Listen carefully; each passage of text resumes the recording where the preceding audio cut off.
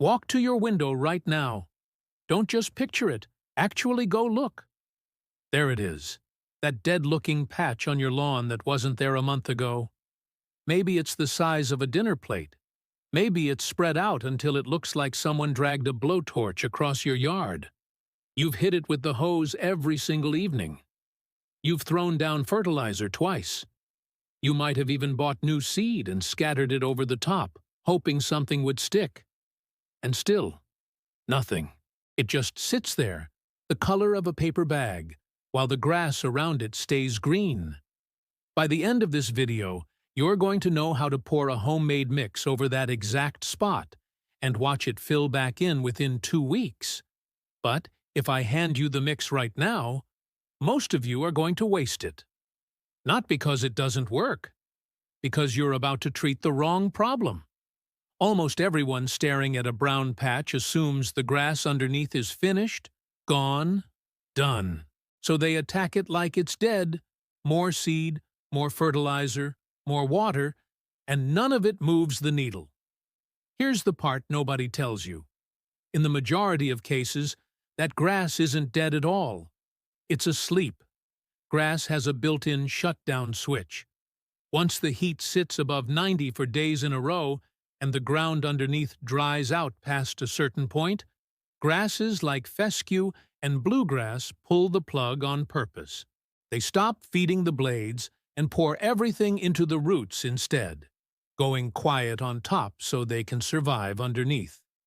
The part you see turns crispy and brown, but that doesn't mean the plant checked out. Remember this line, because the rest of the video depends on it. Brown is not the same as dead. There's a 5-second check you can run right now to find out which one you're dealing with. Reach down, grab a small clump of the brown blades, and tug, not a yank. A firm, steady pull. If it holds its ground and fights you, the roots are still anchored and the plant is alive underneath. If the whole clump comes free in your hand with almost no resistance, like lifting a loose rug off the floor, the roots have already let go, and that section is actually gone. Go try it before you keep watching, because everything from here changes depending on what you find. If it held on, and for most people watching this, it will, what I'm about to show you brings that section back to full green inside 10 to 14 days. No digging, no new sod, just switching the lights back on for grass that never actually left. If it came loose in your hand, stay with me, because I'm covering that too, later in this video, and the mix I'm about to give you is still your very first move, even on a truly dead patch. So what's actually in this mix? Hold that thought one more minute, because if you skip this next part, you'll pour it on and get a fraction of the result. The real reason a brown patch refuses to bounce back, even when the roots are alive, has nothing to do with how much you're watering it. It's about what's happening to the dirt itself. Under extreme heat, the top few inches of soil dry out so hard that the organic material inside actually changes shape at a molecular level, turning into something closer to a thin coat of wax around every soil particle. That waxy coating does one very specific thing. It makes the dirt push water away instead of soaking it up. So when you're out there every evening with the hose, feeling like you're doing something useful, watch what the water actually does. It doesn't sink in. It beads up on top like rain on a freshly waxed car. Then it runs off sideways into the healthy grass next to it, the soil that can still absorb liquid normally. Meanwhile, the ground under your brown patch stays bone dry underneath a puddle you just created on the surface. That's the whole mystery solved right there. You're not underwatering that spot. You're watering a surface that's been sealed shut. And this is exactly the problem the mix is built to break open. Grab a gallon jug of plain water. Add 1 tablespoon of basic dish soap, the cheapest clear bottle on the shelf. Skip anything antibacterial or loaded with moisturizer. Then stir in 2 tablespoons of unsulfured molasses from the baking aisle. That's the entire ingredient list, and you're looking at maybe 20 cents worth of product, most of which is probably already sitting in your kitchen. Stir it until the molasses fully disappears into the water. Then pour the whole batch into a watering can. Here's where most people mess it up. Don't miss this across your whole yard like a spray fertilizer. Walk straight to the brown patch, stand over it, and slowly empty the entire gallon directly onto that one spot over roughly 2 minutes. If you see it start to pool, pause for half a minute and let it drain before continuing. You're not feeding the lawn with this pour, you're cracking open a seal. Here's why each ingredient earns its place. The soap works as a wetting agent. It breaks the surface tension holding water back from that waxy coating. Picture how dish soap cuts through grease on a dirty pan. Same exact chemistry. It wedges itself between the water and the waxy film until the water can finally slide through. One thorough soaking with soap in the mix can crack that sealed layer open in a matter of minutes, letting moisture reach roots that have been sitting there dry and waiting. The moment that water finally touches them, dormancy starts to lift. Now the molasses, this is the ingredient most people underestimate completely. It's essentially sugar, and the soil under your feet is packed with living organisms, bacteria, fungi, tiny creatures by the billions in a single handful of dirt. Those organisms are what actually build healthy soil, breaking down debris, unlocking nutrients, holding structure together so water sticks around instead of draining straight through. When the ground bakes and seals up, a huge chunk of that microscopic population goes dormant right alongside the grass, or dies off completely. And even once water gets back in, there isn't enough life left in the soil to put it to good use. Molasses is food for what's left of them, and it's incredibly rich food. Within a few hours of pouring it on, the surviving bacteria start multiplying fast, and within a couple of days, the whole underground ecosystem is rebuilding itself, chewing through that waxy barrier from underneath, while releasing nutrients the grass has been locked out of. So you've got soap breaking the seal from above, and sugar rebuilding the workforce below. And the grass, which was alive the entire time, finally gets both water and a functioning support system again. Days 1 through 3, don't expect to see a thing. That's normal. All the real activity is happening below the surface. Water finally soaking down to the roots, microbes waking up and multiplying, root tips starting to stretch. Days 4 through 7, you'll spot the first hints of green. Nothing dramatic, just a few blades poking up, usually starting around the outer edge of the patch and working inward as the crown of each plant sends up new shoots. Days 8 through 14 is when it really takes off. The green fills in noticeably more each day, and by day 14 most recovering patches sit somewhere between 70 and 90% green. Not flawless, but a dramatic, obvious turnaround from where it started.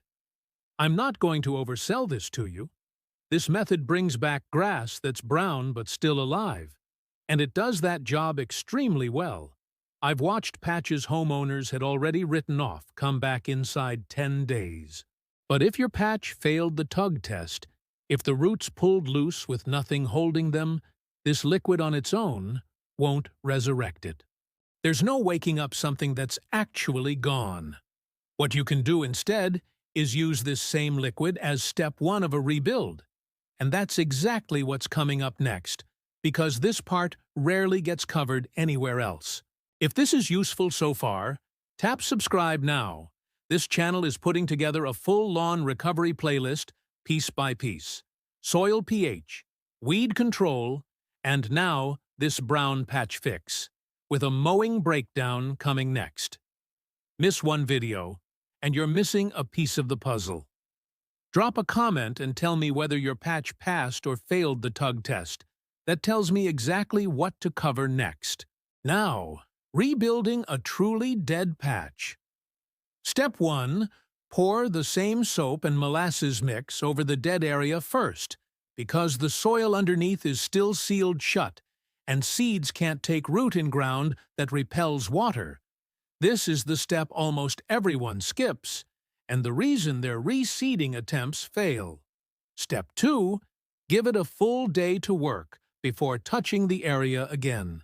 Step 3. Rake out the dead grass aggressively until you're looking at bare soil. Any dead blades left on top will block seed from reaching the dirt, and seed that never touches soil never sprouts. Step 4. Scatter fresh grass seed across the exposed soil, matching whatever type grows in the rest of your yard, or a sun and shade blend if you're not sure, using roughly 15 to 20 seeds per square inch, which sounds like a lot until you realize how tiny grass seed actually is. Step 5. Dust a thin layer of compost or topsoil over the seed, no more than a quarter inch, just enough to barely hide it. This keeps moisture locked in and keeps birds from picking it clean. Step 6. Water lightly twice daily, morning and late afternoon. A light mist rather than a soak, keeping that top layer consistently damp for the next 10 to 14 days. And this part matters. Stay off the patch completely. No foot traffic, no pets, no mowing for a minimum of 3 weeks, because young seedlings are fragile enough that one careless step can wipe out dozens of them. Stick to this and you'll typically see sprouting within 5 to 7 days depending on the weather, thin green threads pushing up through the compost, a fuzzy carpet of new grass by day 14, and enough growth to handle its first mow by day 21, set high, at least 3.5 inches. Here's the trick for making the new patch disappear into the old lawn. After that first mow, run the soap and molasses mix over both the new grass and the surrounding established lawn together. That evens out the microbial boost across both areas, so within a few weeks, you genuinely can't tell where the old patch used to be. Now, the question I know some of you are already asking, isn't dish soap going to hurt my grass? Fair concern, and here's the honest answer. At 1 tablespoon per gallon, you're nowhere near a concentration that damages plant tissue. That's a tiny fraction of a percent, plenty to break surface tension, nowhere near enough to strip the waxy layer off a grass blade. Pour it straight from the bottle undiluted, and yes, you'd cause real damage, but diluted the way I'm describing. Extension offices have recommended this exact ratio as a soil wetting agent for years. Commercial lawn crews use manufactured versions of the same thing that run around $40 a bottle to do precisely what a $1 bottle of dish soap does. Same trick, wildly different price tag. One more detail on the ingredients. Stick to plain, clear, basic dish soap. Skip anything with dye, fragrance, antibacterial agents, or ultra-concentrated formulas. The cheapest option on the shelf is usually your best bet, since fancier versions carry additives that can build up residue in your soil. For the molasses, unsulfured blackstrap is the top choice if you can find it, since it carries the richest mineral content for feeding those microbes, though regular unsulfured molasses still works fine. Avoid anything sulfured. The preservatives in it will kill off the very organisms you're trying to feed. I ran this on my own yard before putting this video together. 3 separate brown patches, 2 that passed the tug test, and 1 that clearly hadn't, caused by grub damage from the fall before. All 3 got the exact same soap and molasses treatment on the same afternoon. The 2 living patches showed the first green by day 5 and were nearly fully recovered by day 12, slightly lighter in shade than the surrounding lawn at first, but blended in completely within 3 weeks. The dead patch got reseeded on day 2 using the process above, sprouted by day 6, had a thin visible carpet by day 14, and was fully blended into the rest of the yard by day 28. Total spend across all 3 patches under $1 in soap and molasses, plus about $4 for grass seed I barely made a dent in. A lawn service would typically charge somewhere between $100 and $200 per patch for this kind of repair, which for 3 patches lands between $300 and $600. I spent less than $5. And that's honestly what gets under my skin about this industry. They know exactly how wetting agents work. They use them on every job, and they charge you hundreds of dollars for something that costs pennies to make it home. Not anymore. Not once you know the ratio. Quick recap before you go. For living but brown patches, 1 tablespoon dish soap and 2 tablespoons molasses per gallon of water, poured directly onto the patch. Give it 14 days. For truly dead patches, same mix first, then rake, reseed, a thin compost layer, and light watering twice a day for 2 weeks. 2 last things. If the same spot keeps going brown year after year, watering isn't your issue. Something underneath is repeatedly killing that grass, grubs chewing roots, buried debris blocking growth, or soil packed too tight from foot traffic. And I've got a video coming that walks through diagnosing the real cause for good, so subscribe if you don't want to miss it. And drop a number in the comments right now. How many brown patches are you dealing with this year? 1, 5, or is your whole yard fighting the heat? If you try this mix, come back in 2 weeks and post your results. I'll pin the best transformation story I find. See you in the next one.